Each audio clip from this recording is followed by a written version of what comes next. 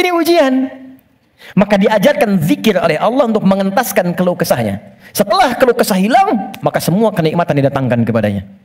Tapi yang paling menarik, di ujung ayatnya ditutup, akan ada orang beriman melakukan keluhan yang sama di masa depan. Kami cepat jawab doanya, jadi begitu berzikir, dikabulkan oleh Allah, ditutup semua dosa-dosanya. Dosa mengeluh ditutup, dosa seakan menyalahkan Allah ditutup. Ketika ditutup, kami selamatkan dari kesulitannya, kami limpahkan rezeki yang pernah dirasakan oleh ia sebelumnya, bahkan lebih. Tapi belum selesai ayatnya. Wa kadzalika nunjil mu'minin. Demikian pula kalau ada orang beriman tanpa batas di masa depan, umat siapapun ia, mengeluhkan peristiwa serupa, kalau dia melakukan zikirnya, aku lepaskan dari kesulitan yang menghimpit, aku berikan kebahagiaan tanpa batas.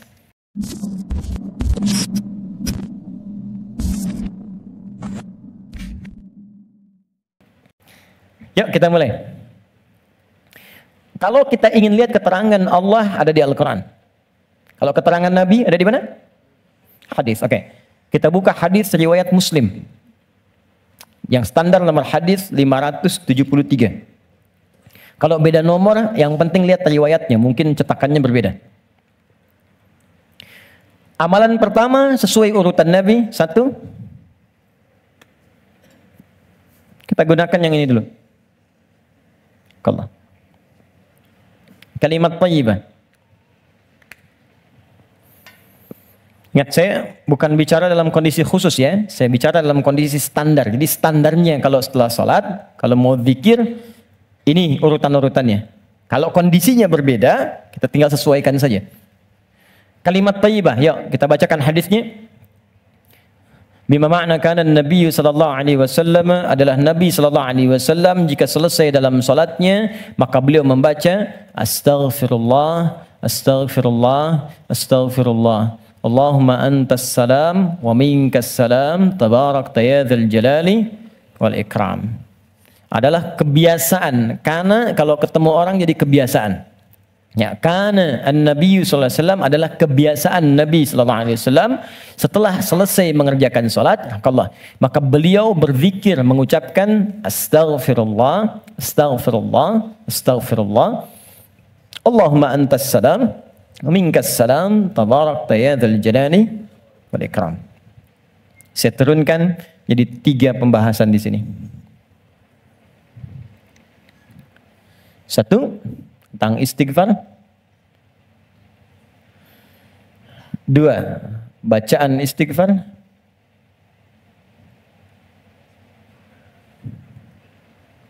3 cara istighfar.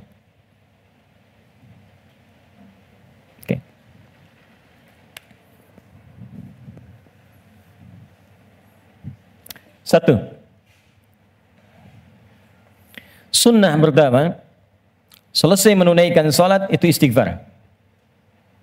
Dari kalimat astaghfirullah. Apa itu istighfar? Istighfar itu gini. Asalnya katanya ghafara, ghain, fa, kemudian ra, ditambah ista. Setiap ada ista artinya minta.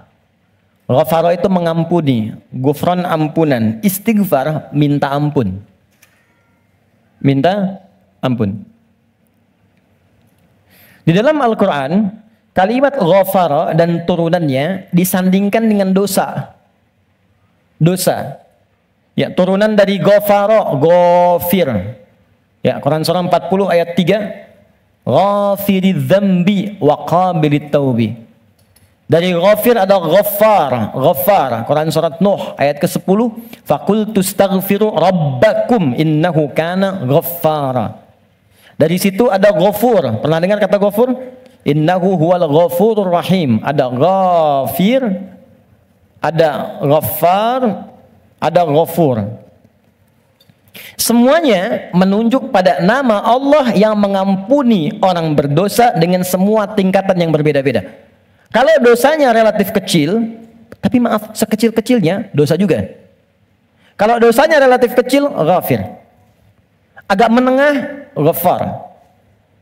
Maaf, semakin terkumpul, ghafur diturunkan. Sampai manusia dipaksa, sebanyak apa sih dosamu? Kalau aku sudah turunkan nama yang paling tinggi untuk mengampuni semua dosa, dan engkau belum taubat juga, berarti bukan aku yang salah, kata Allah. Kamunya yang gak pengen berubah.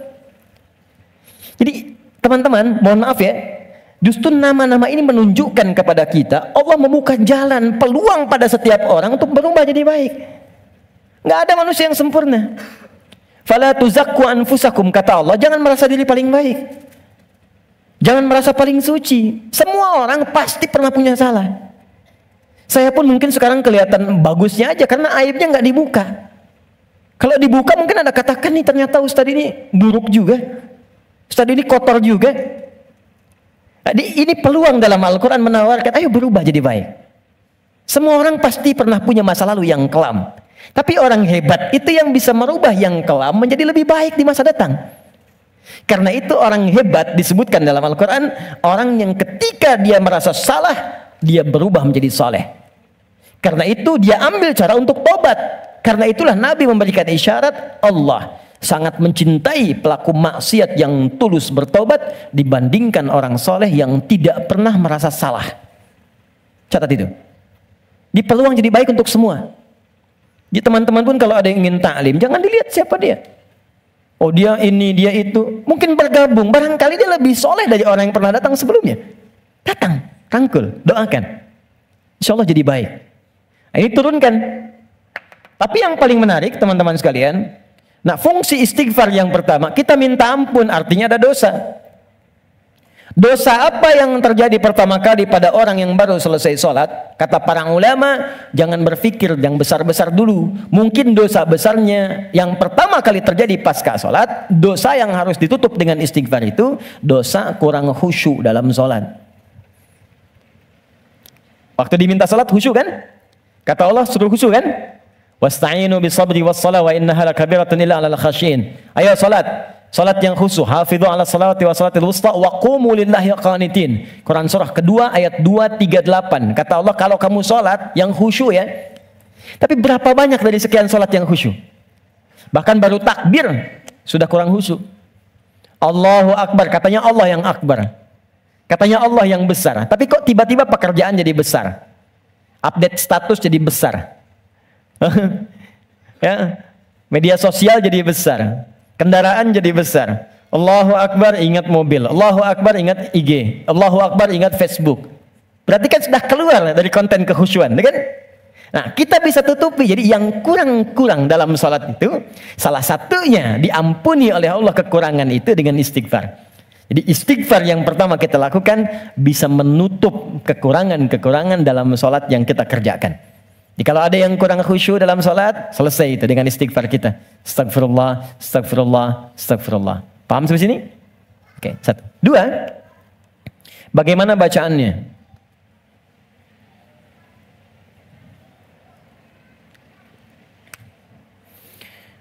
Teman-teman sekalian, bacaan istighfar itu bergantung pada kadar dosa dan jenis kesalahan yang kita perbuat. Misal, kalau yang standar tadi, ini kan standar. Ingat cara membaca hadis Nabi itu begini, jangan pakai terjemahan. Lihat dengan ilmunya. Jadi kalau Nabi katakan ini bukan berarti harus begini saja, kalau yang lain tidak. Bukan, kumpulkan dulu semua referensinya, baru kita lihat. Yang tadi, yang singkat, itu bacaan standar. Astagfirullah, astagfirullah, astagfirullah. Itu standar. Standar kita baca untuk menutupi kekurangan dalam salat. Tapi kalau kita ingin memohon kepada Allah dengan istighfar itu real, nyata, menggugurkan dosa yang kita kerjakan, maka coba oleh antum diingat dulu, punya jenis dosa apa yang kita kerjakan dalam kehidupan. Ya, saya beri contoh 3 dalam Al-Quran. Sebenarnya nggak terlampau banyak ya. Dosa standar. Dosa standar. Apa dosa standar itu? Ya standarnya memang sering berdosa. Contoh, mata fungsinya apa? Oh kan, lupa kan? Oh, kalau sudah lupa suka nggak ingat dong. Mata itu untuk kita bukan melihat, tapi melihat yang baik-baik. Ingat, melihat yang baik-baik. Teruskan kalimatnya. Kalau melihat saja, semua dilihat. Tapi ketika Anda ikutkan melihat yang baik, berarti ada yang boleh dilihat, ada yang tak boleh dilihat. Yang baik itu yang dilihat. Ketika mata melihat yang tak baik, berarti salah. Kalau salah, berpeluang dosa.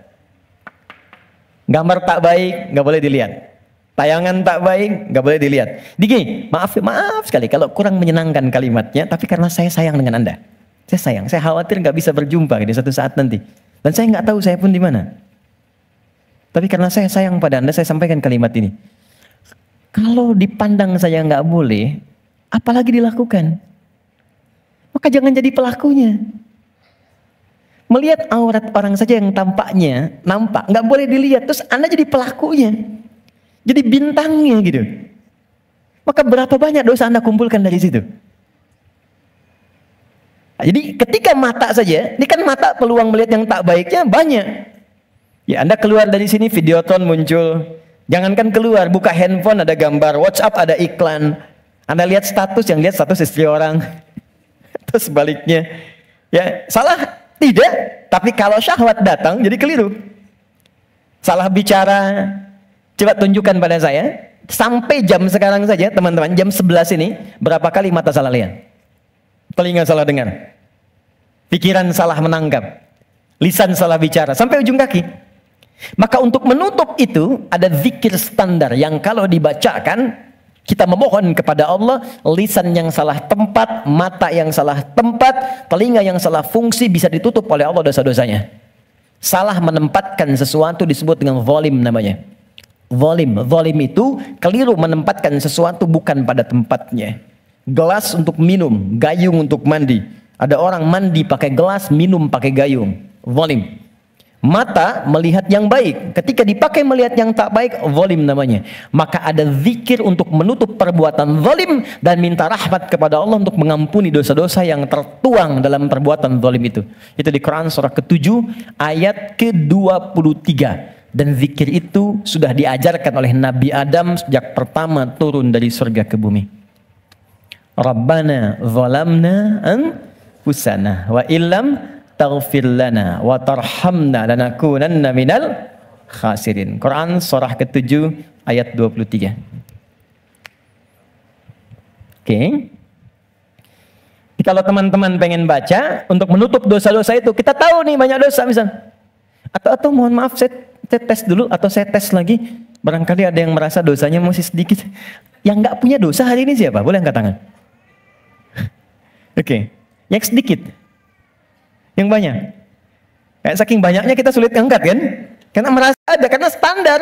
Ini apalagi sekarang peluangnya banyak tuh. Saya barusan protes tuh di pagi tadi. Saya mengingatkan pada media-media. Kenapa sih sekarang banyak menampilkan yang buruk-buruk tayangannya? Sehingga jadi tutorial maksiat gitu. Sekarang maksiat itu ada tutorialnya. Coba, Allahu Akbar, saya di jalan aja mau ke sini, buka berita isinya pembunuhan, perampokan, gini itu. Apa nggak ada yang baik-baik diberitakan? Orang itu kan apa yang diberitakan, pasti itu yang dilihat. Jadi kalau Anda membuat tayangan bagus punya dilihat juga. Jadi kalau bisa bikin yang soleh, kenapa membuat yang salah? Kalau bisa membuat yang baik, ya teman-teman nih ya, misal Anda nih ikut project, bekerja di situ. Jadi kalau Anda semuanya kompak kerjakan yang baik, ya kan ikut kok semuanya. Siapa mau mainkan yang buruk-buruk? Jadi kalau kita bisa mengerjakan yang mulia, kenapa harus mencari sesuatu yang tidak baik? Nah, sekarang kita sendiri ketika mengerjakan diingat, ini baru hari ini, belum sebelumnya. Di begitu kita ingat, kita ingin tutupi, mohon izin, saya mungkin kalimatnya kurang menyenangkan. Setiap kita akan yakin akan meninggal. Pasti akan wafat. Pasti. Teman-teman pernah ingat gak? Kita mengaji dari tahun berapa? Sampai sekarang. Coba hitung satu-satu di antara kita. Apakah ada yang selama kita awal mengaji masih ada orangnya sekarang? Mungkin sebagian sudah gak ada. Mungkin kita sholatkan sama-sama bahkan. Atau kalau bukan dia, kerabatnya yang pulang duluan. Kita akan menyusul. Dan kita yakin suatu saat kita akan disolat, kita akan pulang. Nah, sekarang kita yakin kita akan wafat, tapi kita nggak punya bekal untuk pulang. Anda mudik bulan Ramadan aja, ke Idul Fitri, Anda nggak punya bekal, kan nggak berani mudik Anda. Kata Pak nggak mudik Pak, nggak ada bekal. Sekarang kita mau kembali kepada Allah dan Anda merasa, saya merasa, kita merasa kurang bekal. Bagaimana cara kita pulang? Maka yang standar tadi kita perbaiki. Maaf ya, maaf. Kan tidak ada aibnya kita istighfar. Jadi baik itu salahnya apa sih? Mata kan sama-sama melihat juga. Telinga sama dengar juga. Jadi kalau kita bisa mendengar yang baik, kenapa harus mengerjakan yang tidak baik? Maka kita koreksi. Kita bacakan, Rabbana zalamna anfusana. Ya Allah, kami selama ini salah. Anfus itu diri. Saya salah menempatkan tubuh saya. Saya mengakui mata saya salah lihat. Saya mengakui telinga saya salah dengar. Sampai ke kaki saya, ya Allah. Saya mengakui itu semua. Wa illam taghfir lana ghafar. Dan saya mohon, ya Allah, kalau kau enggak ampuni dosa aku ini saat ini, wa tarhamna, enggak rahmati aku, enggak sayangi aku dengan ampunanmu, lanakunanna minal khasirin. Aku takut kalau pulang aku rugi. Aku takut kalau wafat sekarang terus aku masih banyak. Itu. Minta. Ini yang pertama. Maka dari itu, Anda boleh bacakan itu. Kalau standar tadi, astagfirullah, astagfirullah, astagfirullah. Jadi yang dimaksud baca astagfirullah itu yang standar. Untuk menutup yang salat. Jadi kalau Anda sudah bacakan itu astagfirullah, astagfirullah, astagfirullah, kemudian Anda ingin spesifik mengoreksi diri Anda, Rabbana zalamna anfusana wa illam taghfir lana wa tarhamna lanakunanna minal khasirin. Paham? Satu. Dua, saya beri contoh yang lain.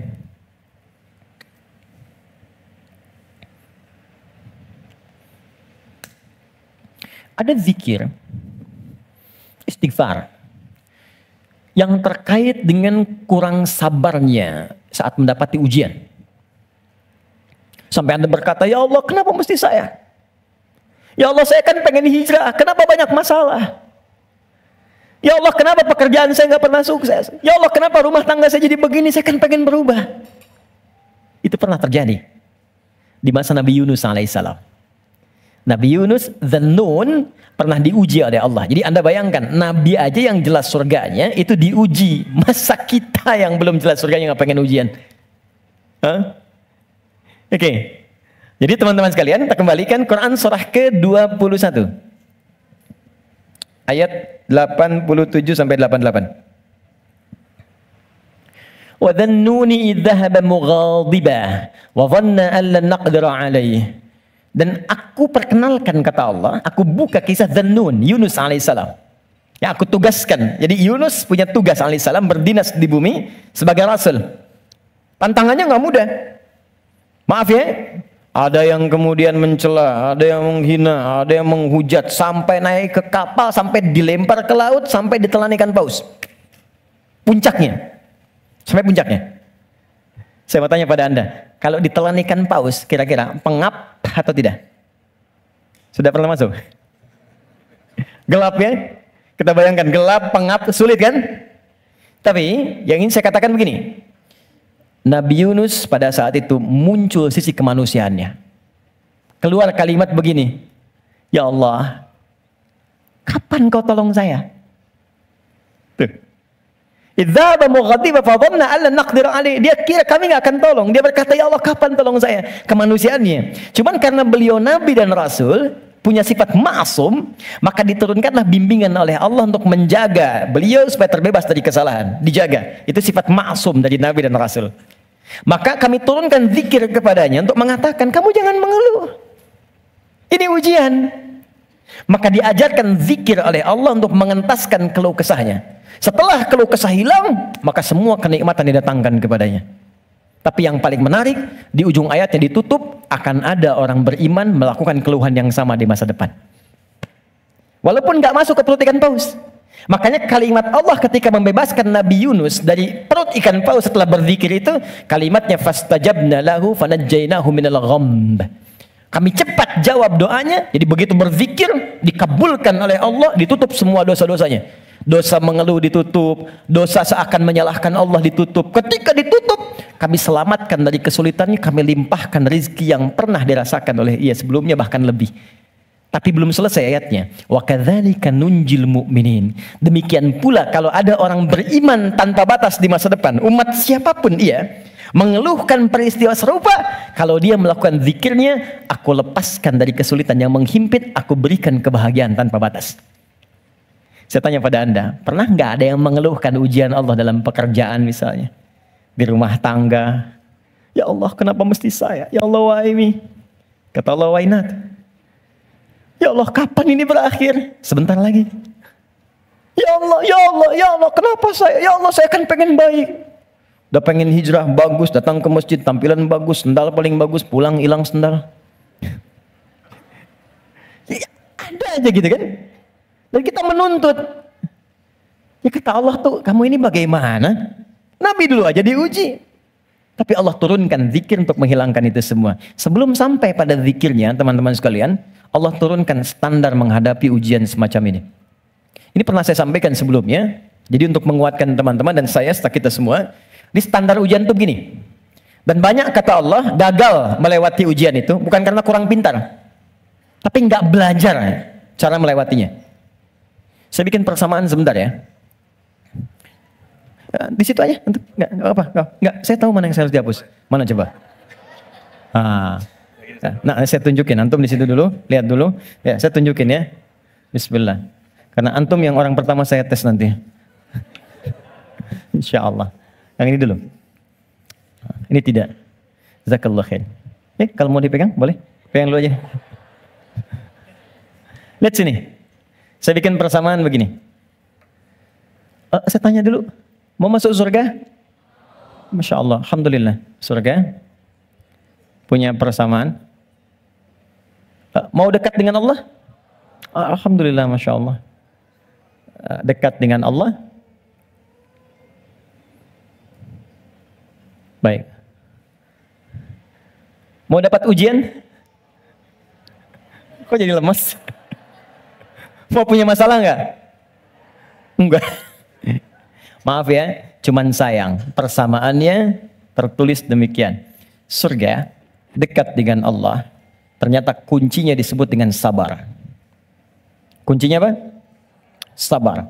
Ketika seorang masuk surga, maka kalimat pertama dari malaikat ucapannya selamat karena Anda punya kunci sabar untuk masuk ke sini. Itu di Quran surah ke-13 ayat 24. Salamun alaikum bima sabartum fa ni'ma uqbaddar. Selamat Anda sabar. Karena punya sabar, Anda bisa menikmati segala kenikmatan yang telah dipaparkan di surga ini. Yang ingin dekat dengan Allah, ternyata kuncinya pun serupa, sabar. Dalilnya Quran surah kedua ayat 153. Innallaha ma'as sabirin. Allah bersama orang-orang sabar. Di saya membuat persamaan begini. Surga sama dengan dekat dengan Allah sama dengan sabar. Sekarang persamaan sabar dalam Al-Quran. Sabar bersanding lurus dengan ujian. Dengan masalah. Ujian. Masalah. Dalilnya Quran surah kedua ayat 155. Paling kiri sebelah atas. Walanabluwannakum bisyai. Kami akan uji siapapun yang hidup. Jadi sepanjang hidup pasti akan mengalami ujian. Kalau persamaan berikutnya, ujian sama dengan hidup. Jadi kalau kita baca persamaan secara terbalik, orang hidup pasti mendapat ujian. Persamaan terbaliknya, orang yang tidak ingin dapat ujian sama dengan tidak ingin hidup. Nah, sekarang saya tanya lagi, siapa yang tidak ingin punya masalah? Boleh angkat tangan? Anda maunya apa? Oke, sekarang lihat kembali. Fokus baik-baik. Lihat sini. Jadi setiap orang hidup pasti diuji. Kalau nggak hidup, baru nggak dapat ujian. Sepanjang hidup itu pasti ada masalah. Anda berpikir nggak pengen punya masalah pun itu sebetulnya masalah. Setiap kita pasti punya masalah. Saya pun di sini sedang menghadapi masalah. Seperti Anda pun belajar dengan saya sedang menggali persoalan. Nah sekarang saya keluarkan persamaan ini. Di matematika kan begini kan. A sama dengan B sama dengan C sama dengan D. Maka A sama dengan B, A sama dengan C kan. B juga sama dengan C, C sama dengan D. Kita turunkan ini. Surga sama dengan dekat dengan Allah, sama dengan sabar, sama dengan ujian. Maka kalau kita turunkan, orang yang mau pengen ke surga sama dengan ujian.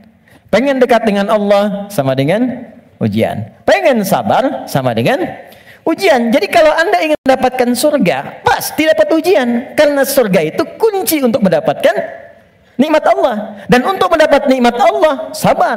Untuk sabar, ada ujian. Jadi ujian itu kunci untuk ke surga. Ujian itu kunci untuk dekat dengan Allah. Jadi makanya berbahagialah ketika sedang punya masalah. Artinya itu mendekatkan Anda untuk dekat dengan Allah. Coba ibu kalau nggak diuji dengan perilaku suami yang kurang menyenangkan, ibu nggak akan mungkin nikmat tahajud malam hari minta sampai berderai air mata. Kenapa jadi ketawa? Antum kalau nggak diuji dengan ujian pekerjaan, nggak akan nikmat antum puasa. Bukankah tahajud datang saat pekerjaan mulai macet? Saat akhir bulan uang belanja belum keluar? Baru kan mulai ya Allah. Terus puasa, terus baca Quran. Di kadang-kadang ujian itu muncul supaya kita bisa menikmati kedekatan dengan Allah. Ini ketika Anda mengatakan, ya Allah, aku ingin ke surga Firdaus. Baik, nih ujian. Ini masalah. Cuman, supaya gampang mengatasi itu, diturunkanlah fikihnya, muncul caranya. Bagaimana supaya ringan menghadapi ini? Jadi bukan gelar yang dibutuhkan di sini. Pelajaran. Anda nggak belajar, nggak lulus ujian. Sekarang ini ada ujian kehidupan, nggak dipelajari, status Anda setinggi apapun, gagal. Bagaimana rumusnya? Sebelum kita ke kalimat yang kita akan bacakan, maka turun turunan-turunan di Al-Quran. Ada 3 rumus. Pertama, kalau Anda sedang menghadapi masalah, kalau tidak ingin rumit, baik di kantor, di rumah, dimanapun, pertama kata Allah berlaku Quran surah kedua ayat 286. La yukallifullahu nafsan illa. Ini nih rumusnya. Prinsip pertama, tolong tanamkan dalam jiwa kita. Mustahil Allah menguji seorang hamba di luar batas kemampuannya. Kalau kita bahasakan ini ke dalam bahasa psikologi, itu akan menenangkan jiwa kita. Jadi kalau Anda sedang diuji, katakan kata Al-Quran, bisa, mampu. Karena mustahil Allah menguji kalau Anda nggak mampu. Teman-teman maaf ya, yang mampu itu Anda, bukan saya. Jadi ketika Anda punya masalah sebesar apapun sekarang, Anda mampu, saya tidak. Karena itu Anda yang diuji, bukan saya. Allah menilai Anda mampu. Kenapa Anda pesimis? Allah menciptakan kita mengatakan Anda mampu. Kenapa kita yang diciptakan pesimis? Nikmati saja, katakan pasti bisa. Mampu saya. Kita yang punya ayatnya, orang Jepang yang praktekan. Bahkan dia bikin benteng Takeshi. Kamu bisa, kamu bisa, kamu bisa. Hanya untuk menaklukkan Takeshi. Ya, kita punya. Saya senang baca ya, senang baca dulu lihat. Nonton tidak? Cuma saya senang lihat baca apa gitu kan. Baca saya tahu. Son Goku, musuhnya Piccolo, penulisnya Suzuki Watanabe, saya tahu itu. Ya. Nah, jadi tapi bacaan saja ya. Liverpool kalah 2-0 sama Chelsea, saya tahu nih. Nah, balik sini. Kembali ke awal tadi. Jadi ya itulah ujian. Kita mampu. Yang kedua, rumus kedua, Quran surah kedua Al-Baqarah di pertengahan ayat.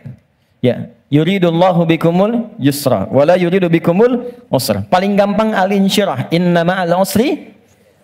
Itu secara psikologis itu akan menguatkan kita. Dikata Allah, kalau engkau sedang punya masalah, katakan pada dirimu, pasti mudah. Pasti ada solusinya. Jadi kalau diri kita begitu, itu akan ringan menghadapinya. Maaf ya, dibandingkan Anda menulis status, nggak akan selesai. Ternyata kamu tidak seperti yang aku kira. Capek.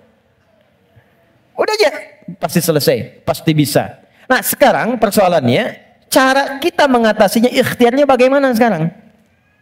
Nah supaya kuat, maka kadang-kadang ada tindakan yang keliru. Kadang mengeluh, kadang curhat nggak jelas, kadang cerita ke orang, alih-alih kemudian kita mengadu kepada Allah. Atau puncaknya malah menyalahkan Tuhan.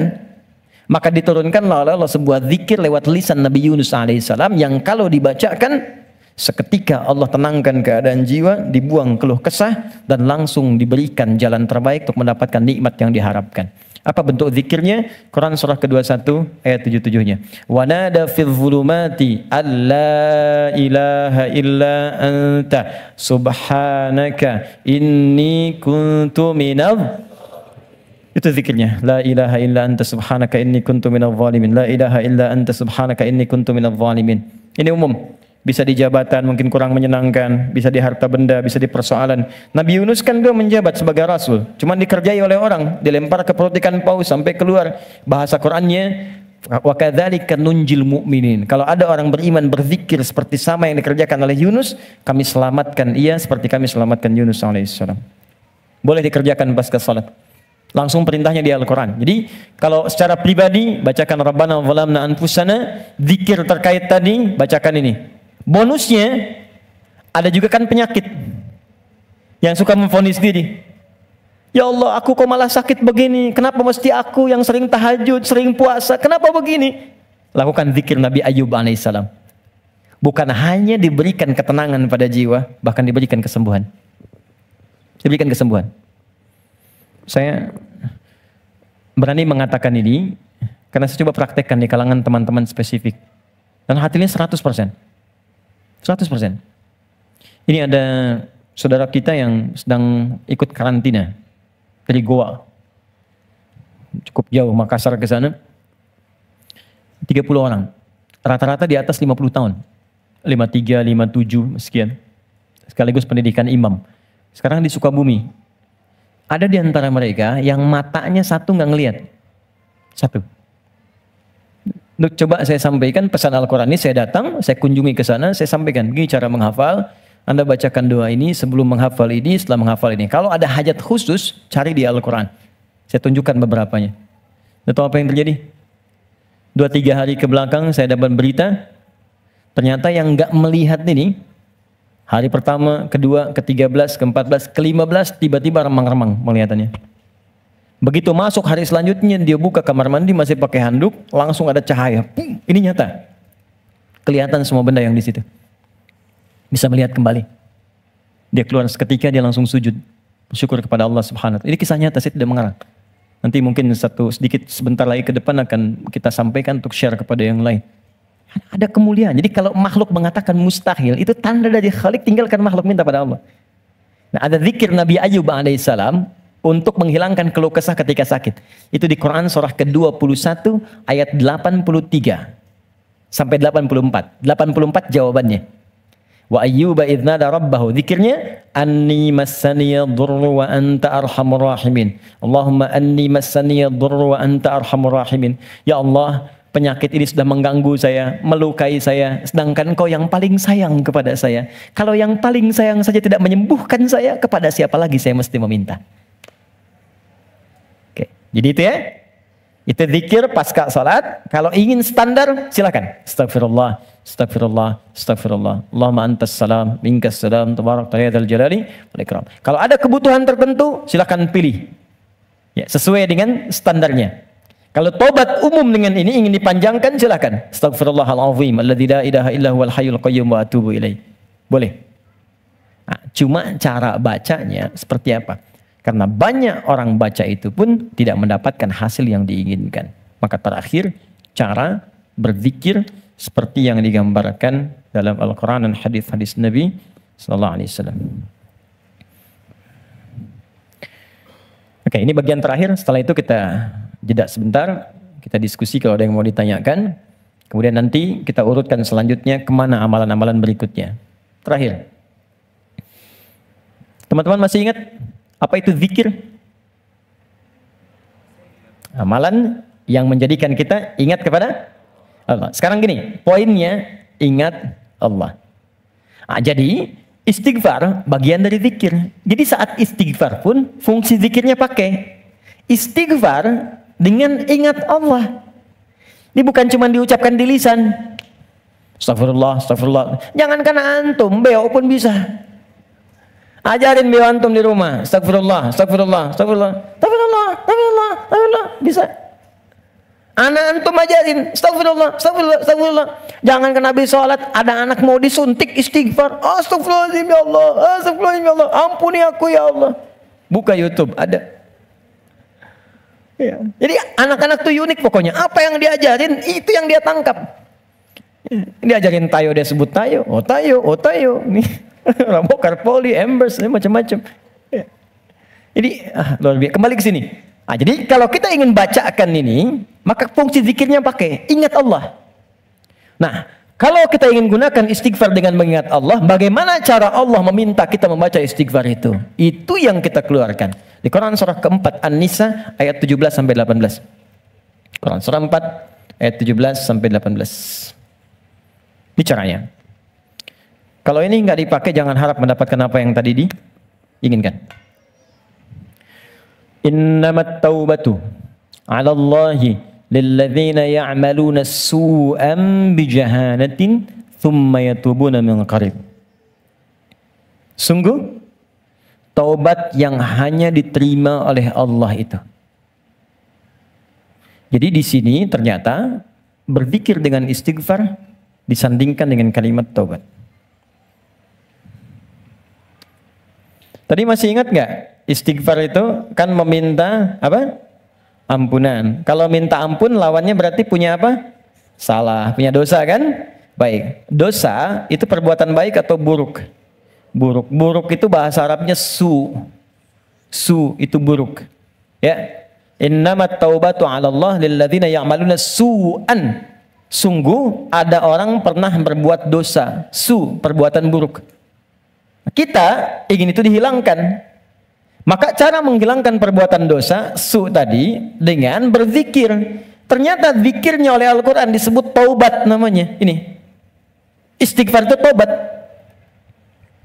Dosa, perbuatan salah. Kalau ingin digugurkan, minta ampun. Minta ampun bahasa Arabnya istighfar. Ketika akan minta ampun bahasa Qurannya disebut taubat. Apa itu taubat? Kembali kepada jalan yang benar. Bagaimana caranya? 3. 1, mengakui kesalahan yang dilakukan dalam bertobat itu. Jadi kalau sedang istighfar, sekolahin, sambil diingat dosanya apa. Jadi bukan cuma disebutkan di lisan, astagfirullah, tapi dosanya nggak kebayang.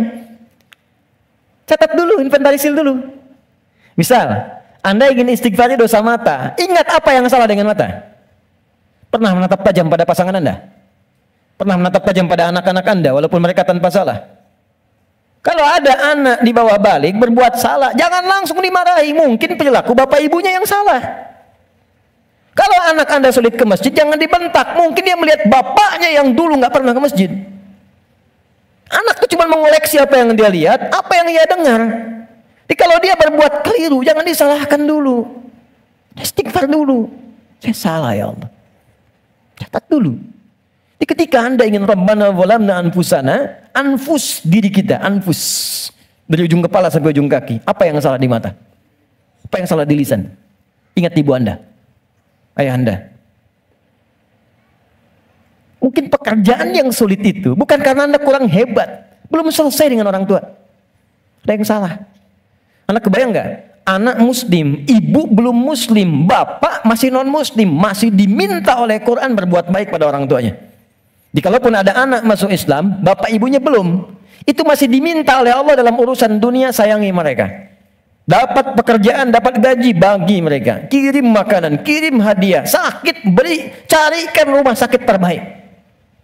Berikan pelayanan yang paling bagus, even mereka non muslim. Dan minta dalam keheningan malam supaya diberi hidayah. Minta. Sekarang yang non muslim saja diminta kita berbuat baik, apalagi yang muslim. Sana berkata, mama sih, bapak. Mungkin itu yang menghambat pekerjaan itu belum berlangsung sempurna.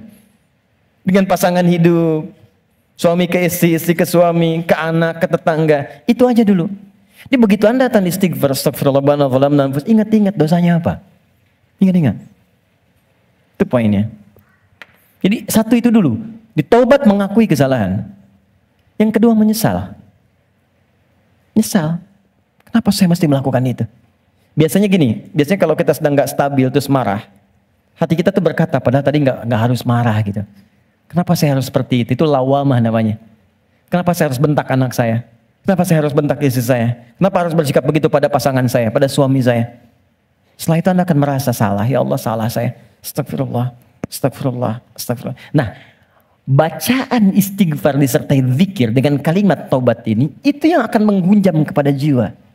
Sehingga akan terasa energinya beda, alirannya lain. Dan sentuhan ke arusnya akan berbeda. Dibanding Anda hanya sekedar mengatakan astagfirullah, astagfirullah, Rabbana zalamna, enggak ada getarannya. Udah. Karena itu, begitu Anda merasakan, mengatakan, mengakuinya, menyesalinya. Kata para ulama, bayangkan kalau Anda masih merasa mengerjakan itu, bayangkan seketika diwafatkan. Sesali itu, terakhir, mengganti itu dengan perbuatan yang lebih baik. Ganti dengan yang baik. Akui, sesali, ganti dengan yang baik. Karena itu di Quran itu ketika ada kata taubat selalu diiringi setelahnya umumnya dengan kata aslah. Faman taba wa aslaha. Ya, taba wa aslaha. Orang tobat yang benar itu yang mampu mengganti perbuatan buruknya dengan yang lebih baik. Di setelah istighfar, lisannya nggak kasar lagi. Alih-alih mencela, sekarang jadi kata-kata yang mulia, kata-kata cinta yang keluar. Dengan teman-teman juga begitu, mata jadi baik, telinga jadi baik sampai ke ujung kaki. Itulah tobat yang benar. Jadi kalau esensi istighfar kita mau benar, ini teman-teman gini ya, kalau ini dipraktekkan satu aja, jadi orang baik kita. Satu aja, jadi orang baik. Lalu apa yang kurang baik dalam Islam? Nggak ada, Pak. Makanya jangan sembarangan menyebut Islam. Ini sekarang banyak di luar orang bikin isu tentang Islam, cuman salah. Cara berpikirnya keliru. Sekarang kan yang disebutkan Islam semua, Islam radikal. Jadi angin membangun persepsi Islamnya memang radikal. Kalau ada yang radikal, bukan Islamnya, Muslimnya yang keliru, orangnya. Dan logika berkata begini, ini hukum logika di ilmu mantik, ilmu logika. Ini ada A misalnya, satu ajaran. Diajarkan di 1, 2, 3, 4. Ajaran di 1 jadi baik, 2 baik, 3 baik, 4 tidak baik. Maka jangan langsung disalahkan A-nya. Dilihat mungkin ini yang salah belajarnya. Jadi kalau peci Anda tidak cukup dengan kepala, jangan dipotong kepalanya. Cari ukuran peci yang sesuai. Ini poinnya. Nah sekarang ini banyak sekali orang yang salah belajar tentang Islam. Sehingga keluar perilaku yang tidak baik, yang disalahkan Islamnya. Celakanya dibangun opini dengan kalimat Islamnya. ISIS misalnya. ISIS itu kan disebutkan Islamnya. Islamis. Sehingga seakan-akan Islamnya buruk. Saya kemarin membuat statement begini. Ya, tak kenal maka ta'aruf. Bukan tak sayang. Ya, ta'aruf. Jadi tidak selalu kenal mesti sayang. Ya. Anda kenal dengan istri tetangga kan tidak harus sayang. Kenal ya kenal saja. Tak kenal maka ta'aruf. Kenalan kan. Anda tak tahu Senayan, datang ke Senayan kan. Anda tak tahu Aviara, datang ke sini. Anda tak tahu Ustadz Fulan, datangi, dengar, lihat. Anda tak tahu Islam, masuk aja dulu. Ya masuk aja dulu ke Islam. Masuk aja, lihat. Terus ikutin sholat, ikut baca Al-Quran, ikut belajar puasa. Yakin saya, begitu masuk gak akan keluar. Kalau benar belajarnya. Kalau belum siap masuk dengan pintu syahadat, lewat belajar dengan pintu sholat. Ikut-ikutan dulu pakai jilbab. Ikut-ikutan, ikut sholat. Merasakan kenikmatannya, ikut puasa dulu. Begitu siap, masuk lewat pintu syahadatnya. Enggak siap, enggak dipaksa. Indah semuanya. Tuh, ini poinnya. Jelas ya? Oke, jadi saya ingin apa yang kita lakukan itu punya makna. Saya senang paham. Saya tidak senang hafalan. Anda menghafal tapi nggak ngerti itu. Sama dengan sindiran Al-Quran. Banyak orang sekarang sholat menghafal tapi nggak paham yang dibaca. Coba jujur, saya sering katakan kalimat ini. Dari sekian ribu kita ruku dan sujud, sekian kali sholat, berapa persen yang kita pahami dari semua bacaan sholat itu? Ya, bagaimana bisa khusyuk kalau nggak ngerti yang diungkapkan? Alhamdulillah, kita telah bersama-sama mendengarkan ceramah yang penuh dengan hikmah dari Ustadz Adi Hidayat. Dalam ceramah ini, beliau mengingatkan kita tentang kisah Nabi Yunus alaihissalam yang menunjukkan bahwa setiap ujian yang datang dalam hidup kita adalah kesempatan untuk mendekatkan diri kepada Allah. Ketika Nabi Yunus merasa terperangkap dalam kegelapan perut ikan paus, beliau berdoa dan berzikir dengan tulus, mengingat Allah sebagai satu-satunya sumber pertolongan. Dan begitu berzikir, Allah segera mengabulkan doanya, membebaskan beliau dari kesulitan, dan memberinya keberkahan yang lebih besar. Ustadz juga mengajarkan kita tentang pentingnya istighfar, terutama setelah sholat, sebagai bentuk pengakuan atas kekurangan kita dalam beribadah. Istighfar tidak hanya membersihkan dosa, tetapi juga membantu kita memperbaiki kekhusyukan dalam sholat kita dan membuat kita lebih dekat dengan Allah. Dengan berzikir dan beristighfar, kita bisa mengatasi keluh kesah dalam hidup dan memperoleh ketenangan jiwa seperti yang diajarkan dalam Al-Quran dan hadis. Mari kita terus berdoa, berzikir, dan memperbaiki diri, karena setiap ujian adalah jalan menuju kedekatan dengan Allah. Semoga kita bisa meraih kebahagiaan dunia dan akhirat dengan cara yang diridainya. Sebelum kita mengakhiri video ini, mari kita bersama-sama mendoakan Ustadz Adi Hidayat agar selalu diberikan kesehatan, ilmu yang bermanfaat, dan keberkahan dalam setiap langkah hidup beliau. Semoga Allah selalu memberikan petunjuknya dan melimpahkan rahmatnya kepada beliau. Jika video ini bermanfaat bagi Anda, Jangan lupa untuk like, share, dan subscribe channel ini agar semakin banyak orang yang bisa mendapatkan manfaat dari ilmu yang telah disampaikan. Jangan lupa juga untuk menulis doa terbaik untuk Ustadz Adi Hidayat di kolom komentar sebagai bentuk dukungan kita kepada beliau. Terima kasih telah menonton video ini sampai akhir. Semoga hidup kita selalu dipenuhi dengan berkah, rahmat, dan petunjuk dari Allah. Mari kita terus belajar, berbagi kebaikan, dan memperbaiki diri agar kita dapat meraih kebahagiaan di dunia ini dan kesuksesan di akhirat nanti. Wassalamualaikum warahmatullahi wabarakatuh.